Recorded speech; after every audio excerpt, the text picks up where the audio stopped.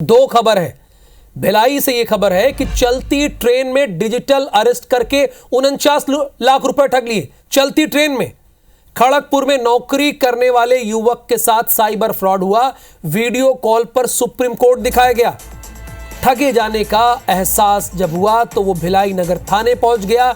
युवक ने सुपेला के एक होटल में खुद को बंद कर लिया था। ठगे जाने का एहसास होने पर भिलाई नगर थाने में इस बात की शिकायत की। और दूसरी मेरे बगल जो खबर आप देख रहे हैं, दोनों तरफ दाएं और बाएं, डिजिटल अरेस्ट के आरोपियों की गिरफ्तारी से जुड़ी हुई है। गुजरात की अंतर्राज्यीय गैंग के 2 सदस्य अरेस्ट हुए हैं। बुजुर्ग से 40 लाख की ठगी की गई। पुलिस और सीबीआई अधिकारी बताकर ठगी करते थे ये लोग। आरोपी गैंग देश के विभिन्न राज्यों में बैठकर करते हैं ऑनलाइन ठगी। पुलिस ने ऑनलाइन ठगी से संबंधित 23 बैंक खातों को फ्रीज किया था। आरोपियों से पूछताछ में इंदौर क्राइम ब्रांच जुटी हुई है। एक तरफ चलती ट्रेन में डिजिटल अरेस्ट हुआ है भिलाई में, 49 लाख रुपए की ठगी हुई है, और दूसरी तरफ डिजिटल अरेस्ट के मामले में गिरफ्तारी हुई है। डिजिटल अरेस्ट के आरोपियों की गिरफ्तारी हुई है इंदौर में। चलती ट्रेन में, जरा सोचिए, इस तरह की पहली खबर आप देख रहे होंगे। चलती ट्रेन में डिजिटल अरेस्ट की खबर आई हो। भिलाई में वही खबर है। खड़गपुर में नौकरी करने वाले युवक के साथ ये साइबर फ्रॉड हुआ है। वीडियो कॉल पर उसने सुप्रीम कोर्ट दिखा दिया, सुप्रीम कोर्ट की तस्वीरें दिखा दी। और जब वो ठगा गया तो उसके बाद उसको एहसास हुआ कि मुझे तो ठग लिया गया। थाने पहुंचा। युवक ने सुपेला के एक होटल में खुद को बंद कर लिया था। ठगे जाने का एहसास होने पर भिलाई नगर थाने में इस बात की उसने शिकायत की है। अब जांच पड़ताल कहां पहुंची है जानेंगे। डिजिटल अरेस्ट के आरोपियों की गिरफ्तारी कहां हुई है?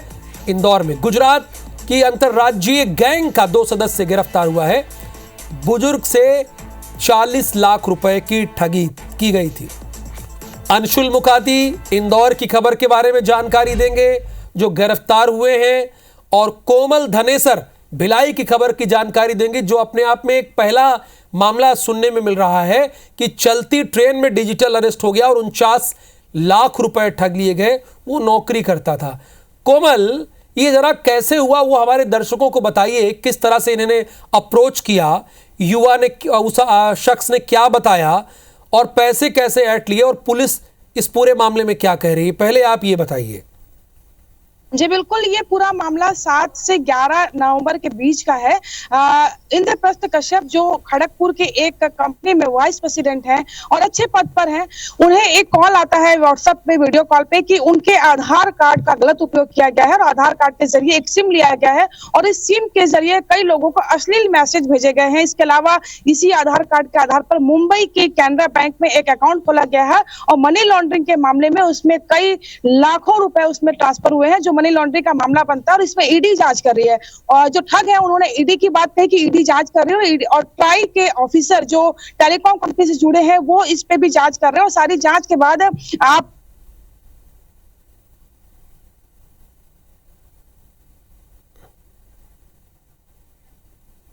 चलिए कोमल से संपर्क करने की कोशिश करेंगे।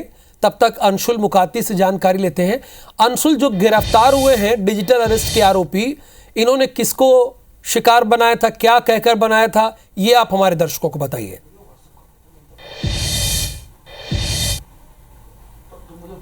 बिल्कुल राहुल, आपको बता दूं कि एक 40 लाख की ठगी की वारदात जो है इंदौर में की गई थी, जिसमें एक वृद्ध के साथ पूरी ठगी की वारदात को अंजाम दिया गया था। और सबसे बड़ी खबर यही है कि अब डिजिटल अरेस्ट के जो आरोपी हैं वो पकड़ में आ रहे हैं। हमारे साथ इंदौर क्राइम ब्रांच के एडिशनल डीसीपी मौजूद हैं। सर, 2 आरोपियों को गिरफ्तार किया है, कैसे आप इन आरोपियों तक पहुंचे और किस प्रकार की घटना को, वारदात को आरोपियों ने अंजाम दिया था? देखिए, डिजिटल अरेस्ट में बेसिकली अगर आप देखेंगे तो पिछले वीक भी हैदराबाद से एक आरोपी को उठाया था, और इसमें अब एक जो सीनियर सिटीजन थे उनके साथ पिछले महीने में एक डिजिटल अरेस्ट की घटना हुई थी।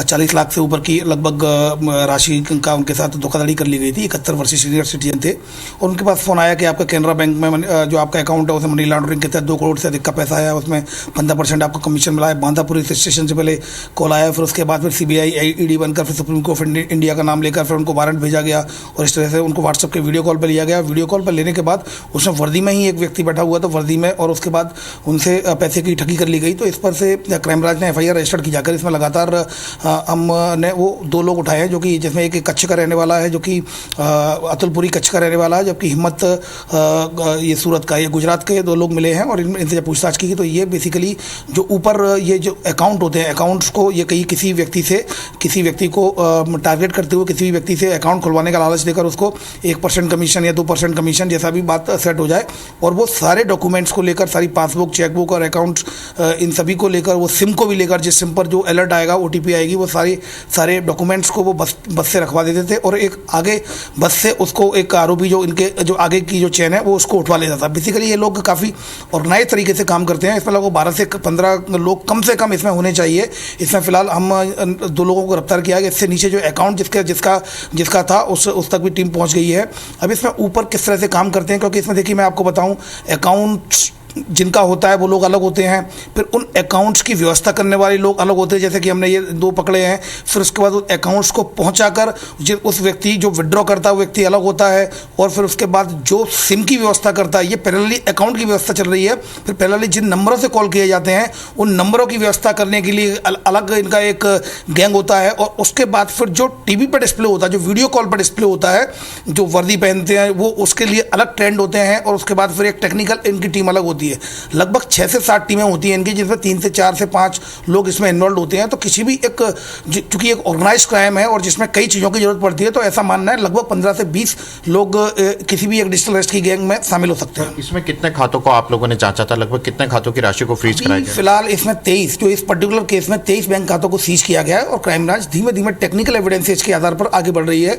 देखिए मैं आपको एक बात बताऊं, क्योंकि इसमें 2 ही तरीके से आप इन्वेस्टिगेशन कर सकते हैं। एक तो किन अकाउंट पर पैसा गया है वो लाइन होती है, या फिर दूसरी लाइन होती है किन नंबरों से आपको कॉल किया गया है। कई बार वो VPN से भी कॉल करते हैं, तो VPN से कॉल करने के बाद ये थोड़ी सी जानकारी कठिन होती है, लेकिन उसकी भी जानकारी आ जाती है। तो इन 2 नंबरों से, इन 2 टेक्निकल एविडेंसेज के आधार पर आप ऊपर जाते हैं। कई बार स्काइप वीडियो कॉल पर भी बात होती है, तो स्काइप से भी जानकारी मिलती है।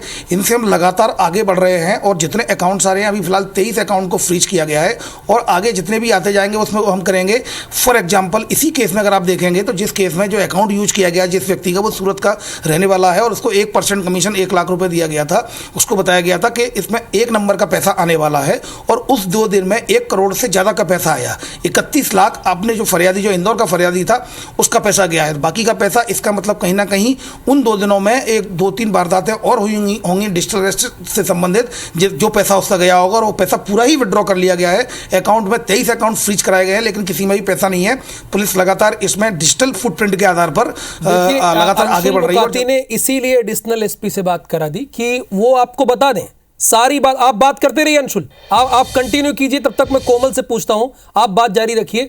कोमल, जो आप बता रही थी कि चलती हुई ट्रेन से डिजिटल अरेस्ट किया गया है, और उसके बारे में जरा बताइए, आपकी आवाज रुक गई थी।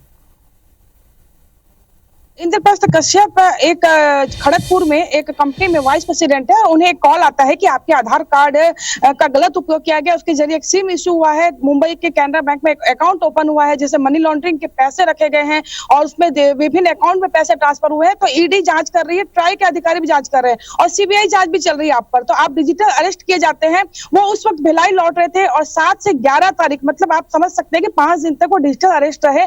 और इसके दौरान चलती ट्रेन में भी उनसे बात की गई, आप डिजिटल अरेस्ट है, आपकी सुनवाई चल रही है।